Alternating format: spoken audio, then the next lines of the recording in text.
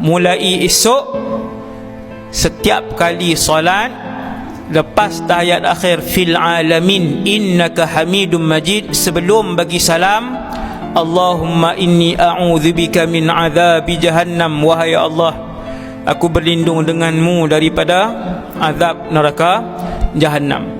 Kemudian yang kedua, selepas subuh Nabi akan menyebutkan di antara wirid selepas solat, diselitkan Allahumma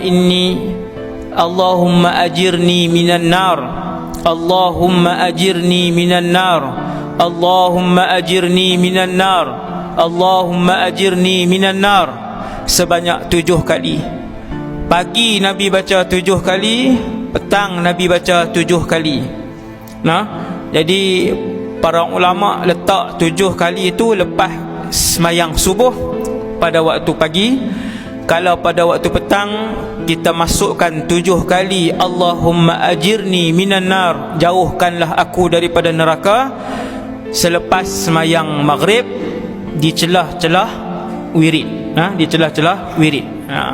Isyak, zuhur, asar tak ada yang tu.